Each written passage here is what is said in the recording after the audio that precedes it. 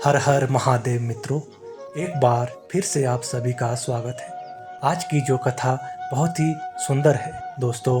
आज की कथा में हम सभी जानेंगे कि पति पत्नी वो कौन से है जिनका रिश्ता 7 जन्म तक रहता है और उनके बीच दूरियां किस कारण होती। तो चलिए मित्रों, आपका ज़्यादा समय नष्ट ना करते हुए कथा आरंभ करते हैं। मित्रों, एक बार की बात है, भगवान शिव जी कैलाश पर्वत पर बैठे हुए थे। तभी उनके पास माता पार्वती आती है और उन्हें प्रणाम करके कहती है कि हे भगवान, मेरे मन में आज एक प्रश्न उठ रहा है। कृपया आप इस प्रश्न का उत्तर दे करके मेरे मन की जिज्ञासा को शांत करें। तभी भगवान शिव जी कहते हैं, हे देवी पार्वती, तुम निसंकोच होकर प्रश्न पूछो, मैं तुम्हारे व्याकुल मन को शांत करूँगा। देवी पार्वती कहती है, मेरा प्रश्न यह है कि एक पति पत्नी का रिश्ता कितने जन्मों तक रहता है और किस कारण उनका रिश्ता टूटता है। तो भगवान शिव कहते हैं, हे देवी, आपके इस प्रश्न का उत्तर एक कथा के माध्यम से दूंगा। आपके इस प्रश्न में, इस कथा में लोक कल्याण छुपा हुआ है। तुम इस कथा को ध्यानपूर्वक पूरा सुनना, तुम्हें पता चल जाएगा कि पति पत्नी का रिश्ता कितने जन्म तक रहता है और उनके बीच दूरियां किन कारणों से होती है। तभी माँ पार्वती कहती है, हे प्रभु, कृपया कथा को सुनाइए, मैं इस कथा को पूरे मन से सुनूं। फिर भगवान शिव जी कहते हैं, हे देवी, जो भी मनुष्य इस कथा को ध्यानपूर्वक सुनता है उसके जीवन में कभी लड़ाई झगड़े और उसका दाम्पत्य जीवन सुखमय व्यतीत होता है। मित्रों, आगे भगवान शिव जी कहते हैं, हे देवी पार्वती, प्राचीन काल में पुरुषोत्तम नाम के एक प्रतापी राजा राज्य करते थे। बहुत ही बड़ा धर्मप्रिय और न्यायप्रिय राजा हुआ करता था। उनकी प्रजा उनसे बहुत प्यार करती थी। राजा के 2 पुत्र और 1 पुत्री थी जिसका नाम सुकन्या था। वो बहुत ही सत्यवान और चरित्रवान थी। वह बचपन से ही भगवान की अनन्य भक्त थी। समय के साथ साथ वह बड़ी होती गई। फिर एक दिन राजा पुरुषोत्तम ने राजकुमारी सुकन्या का विवाह एक चरित्रवान और सुंदर राजकुमार के साथ कर दिया। दोनों ही जीवन का आनंद सुख वैभव के साथ जी रहे थे। उन्हें धन धान्य की कोई कमी नहीं थी। बस उनके जीवन में कमी थी तो एक संतान की थी, जिसको लेकर राजकुमारी बहुत ही चिंतित रहती थी। समय धीरे धीरे गुजरता गया। एक दिन राजकुमारी सुकन्या की तबीयत अचानक बहुत खराब हो गई। राजकुमार ने उसके इलाज के लिए बहुत से वैद्य हकीमों को बुलाया, किंतु उसकी तबीयत में कोई सुधार नहीं हुआ। फिर वह राजकुमारी सुकन्या राजकुमार से बोली, हे प्रिय, मैंने आपको बहुत प्रेम किया है। मैंने आपकी बहुत सेवा की है। मैंने अपने जीवन में अपने आराध्य भगवान की पूजा भी इतनी नहीं की। इतना सब कुछ करने के बाद भी मैं आपकी एक इच्छा पूरी नहीं कर पाई, वो है संतान को जन्म देने की इच्छा। मुझे इसके लिए माफ़ करना। हे प्रिय, अब मुझे आभास हो रहा है कि मेरा जीवन कुछ पलों में ही समाप्त होने वाला है। आप मेरी चिंता मत करना। मेरे ना रहने के बाद आप मेरी यादों में जीवन जीना। मैं आपको वचन देती हूँ, अगले जन्म में मैं फिर से आपकी पत्नी बनूंगी। तब मैं आपकी संतान प्राप्ति की इच्छा अवश्य पूरी करूंगी। अब की बात पूरी करते ही राजकुमारी की मृत्यु हो जाती है। फिर भगवान शिव आगे कहते हैं, हे पार्वती, समय आने पर एक दिन राजकुमार भी शरीर अपना पूरा कर लेता है और मृत्यु को प्राप्त हो जाता है। और कुछ दिन बाद उस राजकुमार का पुनर्जन्म एक ऐसे राजा के यहाँ हुआ जिसकी 17 रानियाँ थी और सब रानियों के बीच वह अकेला ही पुत्र था। उधर वह राजकुमारी भी एक ऐसे राजा के यहाँ जन्म लेती है। उसकी भी 17 रानियाँ थी और सभी रानियों के बीच में केवल एक ही पुत्री थी। भगवान शिव कहते हैं, हे देवी पार्वती, जिस राजा का पुत्र था वह उस राजा का नाम वीरदत्त था। उसके पास में एक बहुत ही अक्लमंद और वफादार तोता था। राजा उससे बहुत सारे मामलों में सलाह लिया करता था और उसकी सलाह वह मानता भी था। बड़ी से बड़ी समस्याओं को हल करने के लिए वह राजा तोता को सलाह मांगता था। एक दिन राजा ने उस तोते को अपने पास बुलाया और तोते से कहा, हे तोते, मैं तुम्हें बहुत ही बड़ा अपने जिम्मेदारी सौंप रहा हूँ जो तुम्हें पूरी करनी है। तो तोता ने कहा, कहिए महाराज, मैं आपकी क्या मदद कर सकता हूँ। तो वो राजा वीरदत्त ने कहा, हे तोते, तुम तो जानते ही हो कि मेरा एक पुत्र है और मैं अपने पुत्र के लिए एक चरित्रवान और सुंदर राजकुमारी चाहता हूँ। तुम्हें ढूंढ करके ऐसी राजकुमारी लानी है। एक प्रकार से राजा ने तोते को अपने मन की सारी बात बता दी। मित्रों, राजा की यह बात सुनकर वो तोता राजा की इस बात से सहमत हो गया और फिर उस तोते ने राजा से कहा, हे महाराज, आप जैसी भी राजकुमारी अपने पुत्र के लिए चाहते हैं, आप वह सब एक पर्चे पे लिखकर और राजकुमार की तस्वीर छाप के गले में लटका दीजिए। फिर मैं आगे अपना काम स्वयं करूँगा। मैं वैसे ही राजकुमारी की खोज अपने आपके पुत्र के लिए लाऊंगा जैसे आपको पसंद है। फिर तोते की बात मान राजा ने एक पर्ची में अपनी पसंद लिखी, राजकुमारी के बारे में लिख दिया और उस पर्ची को तोते के गले में लटका दिया। फिर वह तोता राजा की आज्ञा लेकर एक सुंदर और चरित्रवान राजकुमारी की खोज में उड़ गया। उड़ते उड़ते वह तोता एक पड़ोसी राज्य में जा पहुंचा। तभी अचानक से घनघोर बारिश होने लगी और जोर जोर से आकाशीय बिजली चमकने लगी। मौसम खराब होने के कारण उस तोते को एक वृक्ष पर शरण लेनी पड़ी। मित्रों, जिस पेड़ पर तोता बैठा था वह बहुत ही पुराना था और अंदर से खोखला था। तोते ने सोचा, इस पेड़ के खोखल के अंदर बैठकर मैं कुछ देर आराम कर लेता हूँ। परंतु क्योंकि वह तोता काफ़ी लंबा समय तय करने के कारण बहुत थक चुका था। आगे भगवान शिव जी माँ पार्वती से कहते हैं, हे देवी पार्वती, जैसे ही वो तोता उस पेड़ के खोखल के जाने के लिए तैयार हुआ, अंदर से एक भयानक आवाज़ आई, हे तोते, तुम इस खोखल के अंदर नहीं घुसना, नहीं तो तुम अंधे हो जाओगे। तोता ऐसी डरावनी बात सुनकर उस पेड़ के खोखल के अंदर नहीं गया और पेड़ की डाल पर ही बैठा रहा और बारिश बंद होने का इंतज़ार करने लगा। बारिश बंद होने के बाद वो उस खोखल से एक मैना निकली और आकर तोते के पास बैठ गई। मैना को देखते तोता को बहुत गुस्सा आया। फिर तोते ने उस मैना से कहा, मैना, तुमने ऐसा क्यों कहा कि इस खोखल के अंदर आने पर तुम अंधे हो जाओगे?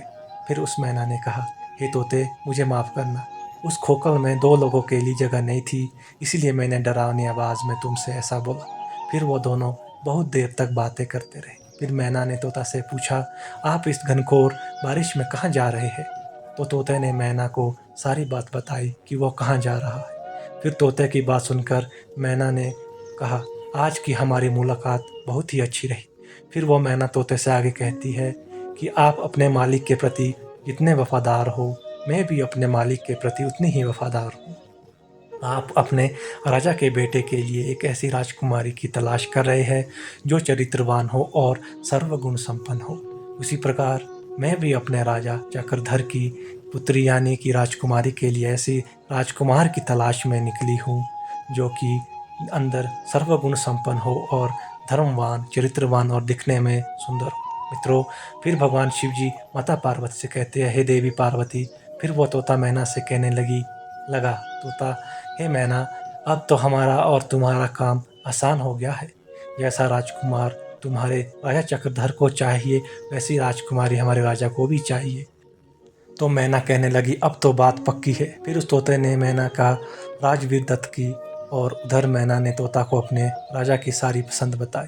फिर वो तोता और मैना राजकुमारी के देश में आ गए। अब तो तोता मन ही मन बहुत प्रसन्न हो रहा था कि आज तो महाराज का सपना पूरा हो जाएगा। वो जैसी राजकुमारी के बारे में अपने पुत्र के लिए सोच रहे थे, वैसे ही राजकुमारी उनके पुत्र के लिए आज मुझे मिल जाएगी। यह सब सोचते हुए वो तोता मैना के साथ चला जा रहा था। फिर भगवान शिव जी कहते हैं, हे देवी पार्वती। इस प्रकार जब तोता और मैना उड़ते हुए राजकुमारी के महल में पहुँचे तो महल में तोता और मैना को एक साथ में राजा के एक दुष्ट नौकर ने देखा। वो नौकर उस मैना से बहुत जलता था। वो भागकर राजा के पास गया और बोला, हे महाराज, मैना तो जिस कार्य के लिए भेजा था वो कार्य नहीं कर रही है।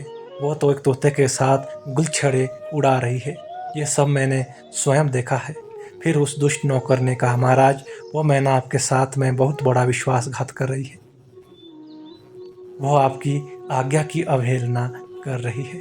जब राजा ने अपने नौकर से ऐसी बात सुनी तो वह क्रोध में आ गया और अपने सैनिकों को आदेश दिया कि जाओ, उस तोता और मैना को पकड़कर उन्हें मृत्यु दंड दे दो।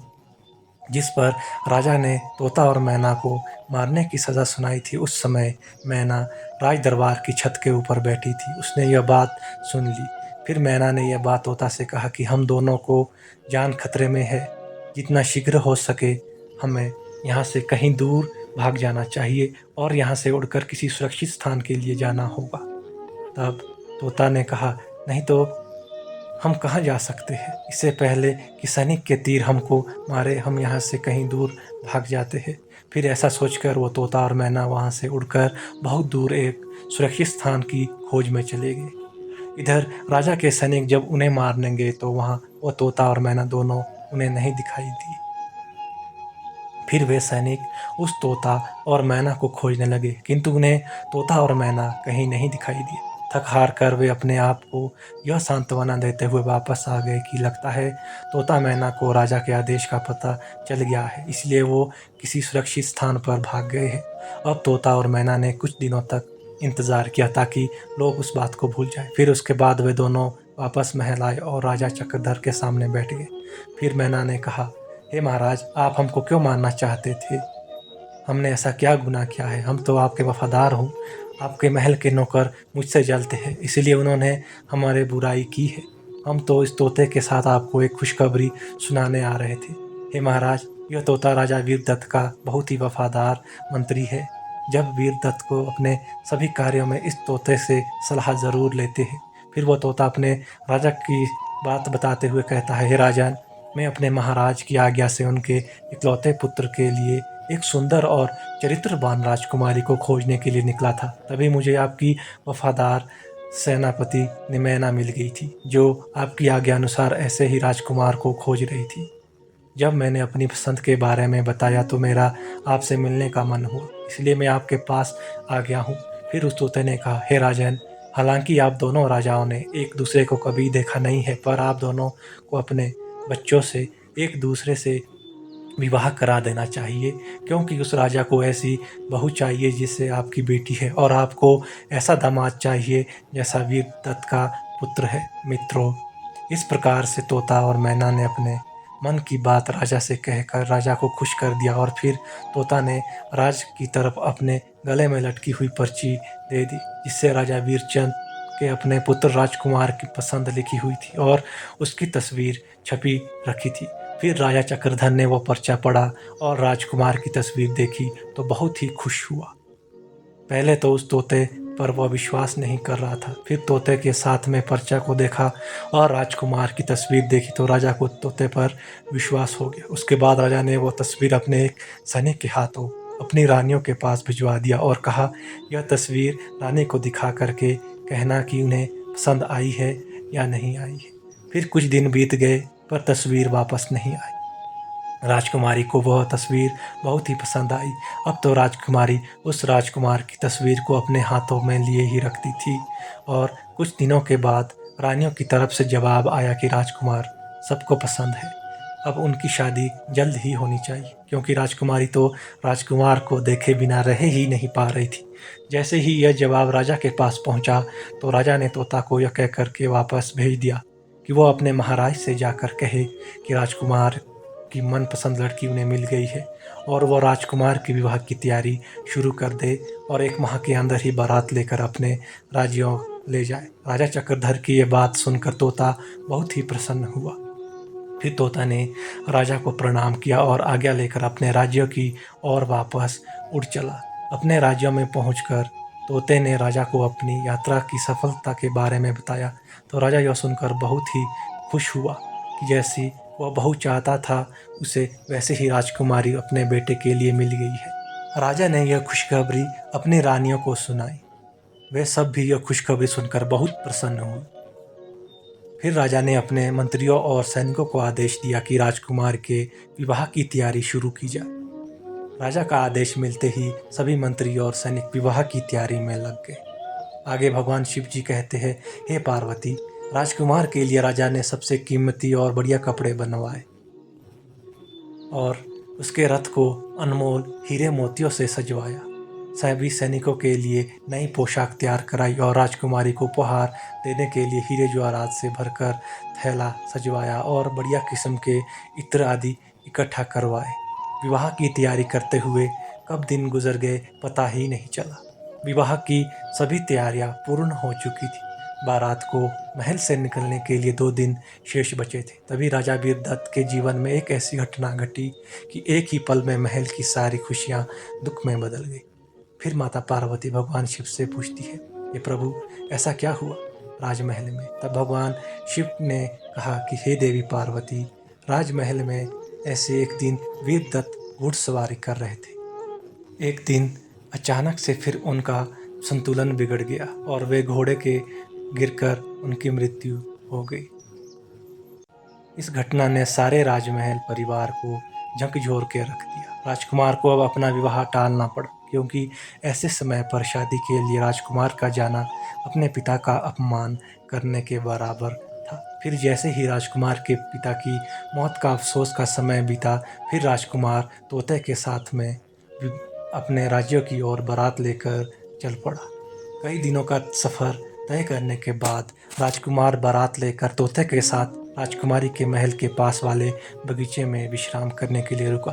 काफ़ी लंबा सफ़र तय करने के कारण सभी बाराती थक चुके थे। मित्रों, अच्छा होता अगर राजकुमार उस बगीचे में अपना डेरा ना लगाता, क्योंकि उस बगीचे में उसके पिताजी का वफादार तोता मर गया था। उस बगीचे के माली ने उस तोते को मार दिया, क्योंकि वो तोता एक आम के पेड़ पर बैठ कर के आम तो खा रहा था और राजकुमार के लिए भी कुछ आम तोड़ कर ला रहा था।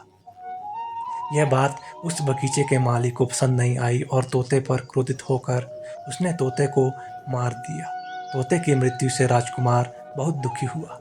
थोड़ी देर बाद राजा चक्रधर का एक सैनिक उस संदेश लेकर आता है और कहता है कि हे राजकुमार, महाराज ने आपको अपनी पुत्री का विवाह देने से मना कर दिया है, क्योंकि वो नहीं चाहते कि अब आपके साथ विवाह हो, क्योंकि आपने आने में देर कर दी है। इसलिए महाराज ने अपनी पुत्री का विवाह किसी और राजकुमार के साथ तय कर दिया। मित्रों, सैनिक के मुख से यह सुनते ही मानो राजकुमार के ऊपर मुसीबत का पहाड़ टूट पड़ा हो। राजकुमार ने सैनिकों की यह बात किसी से नहीं बताई। सैनिक यह संदेश सुनाकर वापस महल लौट गया। भगवान शिव आगे कहते हैं, हे देवी पार्वती, राजमहल से राजकुमारी अपनी सखियों के साथ सुखी मन होकर वन में घूमने के लिए आई और संयोगवश वह उसी रास्ते से गुजरी जिस रास्ते पर वह बगीचा था। उस बगीचे की ओर देखा तो वह सुंदर राजकुमार दिखा। राजकुमारी ने उस राजकुमार को पहचान लिया था, क्योंकि वो उसकी तस्वीर अपने साथ ही रखती थी। उसने उस समय तो कुछ नहीं कहा, वह चुपचाप अपनी सखियों के साथ राजमहल में लौट आई। वो बहुत खुश थी, क्योंकि राजकुमारी को अपना प्रेमी मिल गया था। उसी समय से उसको सब बहुत अच्छा लगने लगा। शाम को खाने के समय राजकुमारी ने अपने खाने में से आधा भोजन निकालकर राजकुमार की तस्वीर के साथ एक पर्ची देकर अपनी दासी के हाथों राजकुमार को भेज दिया और राजकुमारी ने अपनी दासी से कहा, तुम ये भोजन राजकुमार को दे दो और उन्हें यह तस्वीर और पर्ची भी साथ में दे देना। मित्रों, आगे भगवान शिव कहते हैं, हे देवी पार्वती, उस दासी ने वैसा ही कहा जैसा उसकी राजकुमारी ने कहा था। राजकुमार ने खाना नहीं खाया तो दासी ने वो तस्वीर और पर्ची राजकुमार को दे दी। तस्वीर देखकर राजकुमार समझ गया कि राजकुमारी उससे बहुत प्रेम करती है। ऐसा सोच करके उसने उस पर्ची पर कुछ शब्द राजकुमारी के लिए लिखे और उसे दासी को देकर वापस भेज दिया। जब वो दासी राजकुमारी के कक्ष में पहुंची तो वो राजकुमारी ने पर्ची में लिखी बातों को पढ़ा और उसके मन में राजकुमार से मिलने की इच्छा जागरूक हो गई। उसने आधी रात को स्वर्ण मुद्राओं से भरा एक थैला लिया और उस बगीचे की तरफ चल दी जहाँ राजकुमार ठहरा हुआ था। वहाँ पहुँच गई। राजकुमारी को आधी रात में अपने पास राजकुमार आश्चर्यचकित रह गया। उसे कुछ समझ में नहीं आ रहा था। फिर राजकुमारी ने कहा, हे राजकुमार, आप आश्चर्यचकित मत हो। मैं तुम्हें बहुत प्रेम करती हूँ और इसलिए मैं छिपकर तुम्हारे पास आई हूँ। मेरे पिता तुम्हारे साथ मेरा विवाह की इजाज़त नहीं देंगे, क्योंकि तुम्हें देर कर दी है। इसीलिए चलो, अपना घोड़ा तैयार करो और मुझे अपने साथ अपने देश ले चलो, जहाँ हमारा कोई कुछ नहीं बिगाड़ सकेगा। फिर वह राजकुमार और राजकुमारी दोनों ही एक घोड़े पर सवार होकर के राज्य से बाहर चले गए और सुरक्षित स्थान पर पहुंच गए, जहां उनकी जान से कोई खतरा नहीं था। वह जिस नगर में पहुंचे उस नगर में उनकी जान खतरे में आ गई थी, क्योंकि वहाँ एक राजकुमारी एक जादूगरनी के चक्कर में पड़ गई। जैसे ही उसकी बेटी ने राजकुमार को देखा, वह राजकुमार की सुंदरता देखकर उस पर मोहित हो गई। राजकुमार से प्रेम करने लग गई थी उस जादूगर की बेटी। शादी करने का मन में प्रतिज्ञा कर बैठी। अब वह लड़की सोचने लगी कि इस राजकुमार के साथ वो कैसे विवाह करे। फिर उसने एक तरकीब सोची और अपनी जादूगरनी माँ से कहा कि राजकुमार और राजकुमारी को आप खाने पर बुलवाइए। जब राजकुमार और राजकुमारी उस जादूगरनी के घर पर खाना के लिए गए तो जादूगरनी ने राजकुमारी को अलग कमरे में खाना खिलाया और राजकुमार को दूसरे कक्ष में। उस जादूगरनी ने राजकुमार के खाने में कुछ ऐसा मिला दिया कि राजकुमार एक बैल के रूप में बदल गया और फिर पीछे वाले दरवाजे से जादूगरनी ने उस बैल को घर से बाहर बांध लिया और उसके साथ में ही अपनी बेटी को भी बाहर भेज दिया। अब राजकुमारी खाना खाने के बाद में अपने राजकुमार को ढूंढने लगी, मगर वह तो बैल बन चुका था। वो उसे कैसे मिलता? इधर सारा दिन वो जादूगरनी की बेटी उस बैल के साथ घूमा करती थी। जहाँ भी बेटी जाती वो बैल भी उसी के साथ जाता। राजकुमारी उसके पीछे पीछे जाता। जब वह जादूगरनी की बेटी रात को उसके गले में बांधी हुई रस्सी को खोल देती तो वह पुनः राजकुमार सुंदर बन जाता था और बैल का रूप खत्म हो जाता।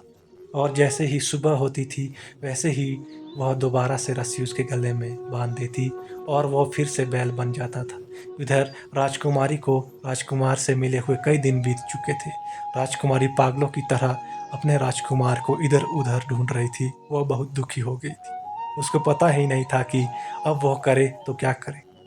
वह राजकुमार को याद करके बहुत दुखी हो रही थी। वो सोच रही थी कि आखिरकार राजकुमार उसको छोड़कर कहाँ चले गए। अब तो उसके मन में शंका उत्पन्न हो गई कि राजकुमार ने उसे धोखा दे दिया है, परंतु उसका मन नहीं मान रहा था। वो सोचती चली जा रही थी कि नहीं, ऐसा नहीं हो सकता। राजकुमार मुझे धोखा नहीं दे सकता। वह मुझसे बहुत प्रेम करता है। उसके मन में बहुत से विचार उठने लगे। फिर एक दिन वह एक लड़के का वेश बदल लेती है और उस नगर के राजा के दरबार में जा पहुंचती है। उस नगर का राजा बहुत ही न्यायप्रिय था। वो अपनी प्रजा की सभी समस्याओं का समाधान करता था। मित्रों, जब राजकुमारी अपनी समस्या राजा को बताई तो राजा उस राजकुमारी की बोलने के तरीके से बहुत प्रभावित हुआ। फिर राजा ने अपने दरबार में उस राजकुमारी रूपी राजकुमार एक मंत्री के पद में विराजमान कर दिया। तो वो अपने कई सारे गुप्तचर नगर में नियुक्त कर देती है। वे गुप्तचर नगर की सारी खबर राजकुमारी को आकर बताते थे और वह राजकुमारी राजा की सारी बातें राजा को बताती। इस प्रकार राजकुमारी उस राज्य की मंत्री बन करके राजा के यहाँ पर काम करने लगी। समय धीरे धीरे बीत गया, कई साल गुजर गए। फिर एक दिन राजा की मृत्यु हो जाती है। उधर सभी नगरवासी उस मंत्री बने राजकुमार को राजा बना देती है, क्योंकि उस मंत्री बनी राजकुमारी का व्यवहार जनता के प्रति बहुत अच्छा था। फिर एक दिन उसी नगर में एक व्यक्ति एक बैल बेचने के लिए आता है राजकुमार के पास। तो उस राजकुमार ने उस बैल को खरीद लेती है, क्योंकि वो बैल बहुत ही काम का था। वो किसी भी खोई हुई चीज़ को सूंघ करके बता देता था। फिर एक दिन बैल गुम हो गया तो राजा ने कहा कि उस बैल को पूरे नगर में जितने भी बैल हैं उनको यहाँ लाया जाए, मुझे अपना बैल चाहिए। फिर वो खबर उस जादूगरनी के पास भी पहुँच जाती है।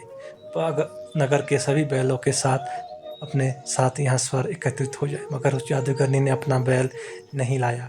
तब एक राजकुमार के दरबार में नहीं भेजा गया। फिर जब सैनिकों ने कहा कि राजकुमार को जादूगरनी के द्वारा अपने बैल ना भेजे जाने की बात बताई तो राजा रूपी उस राजकुमारी ने एकदम से क्रोधित होकर कहा, जाओ सैनिकों, उसे जादूगरनी से वो बैल लेकर यहाँ पर उपस्थित हो जाओ। फिर राजा रूपी राजकुमारी का आदेश पाकर वो सैनिक उस जादूगरनी के घर जा पहुँचे और बैल को दरबार में ले जाने के लिए उधर उस जादूगरनी के हाथ से रस्सी को छीन लेते हैं। तभी वो रस्सी टूटकर बैल के गले से निकल जाती है।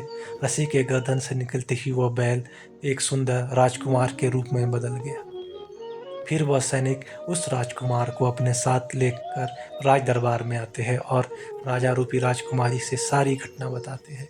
फिर वो राजकुमारी राजकुमार को देखकर पहचान गई और उस राजकुमार से गले लग गई। फिर राजकुमारी ने सभी नगरवासियों को अपना सारा वृत्तांत सुनाया और कहा कि आज से आप सभी हमारे राजकुमार को अपना राजा समझेंगे और हमें अपनी उनकी रानी समझे। उसके बाद राजकुमार ने अपने सैनिकों को आदेश दिया कि उस जादूगरनी बुढ़िया को बंदी बनाकर कैद में डाल दो।